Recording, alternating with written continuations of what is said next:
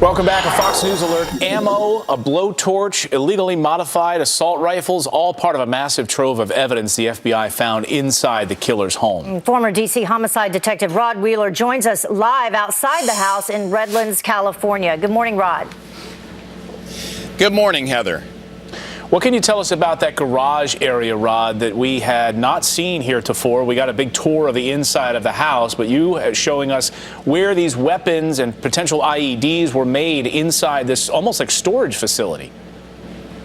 Right, it was like a storage facility. It's being called now an IED bomb-making factory. The other thing that's really interesting is that with the garages in the back, they're all kind of attached. They're attached to each other, but they're detached from the home, which is actually a benefit to the bad guys because that way they can take as much time as they want and work inside those garages without really being seen. However, when the garage door is open, everyone can see inside that garage. And that's why I was saying earlier, Tucker, that several neighbors had to see people coming and going outside the garage and the home here. Yeah, so Rod, we've been showing video all morning of the inside of that apartment, and on tables you see receipts, a credit card in one case, ID, a Quran, a lot of material that looks relevant to investigation to me. You've done this all your life as a homicide detective. Right. Why would the FBI leave all that stuff behind? Yeah, it's very bizarre to me, and I'll tell you, I got here 2 days ago, and when I got here 2 days ago, the day of the incident, they had the entire area blocked off. They had police tape up everywhere, but then yesterday morning when I got here, the police was gone, the police tape was gone, the place was boarded up, and there were a lot of media here.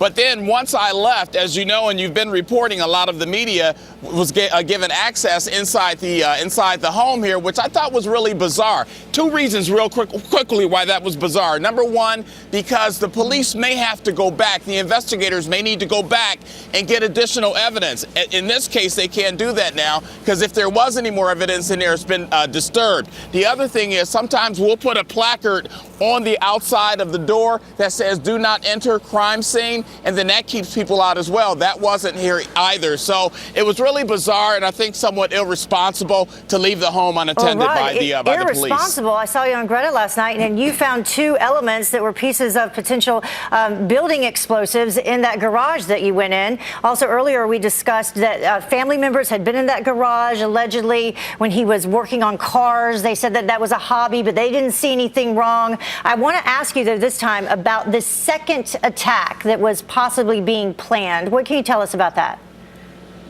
Well, there had to have been another attack being planned, and that's one of the questions that investigators have, and they're trying to figure out right now, Heather.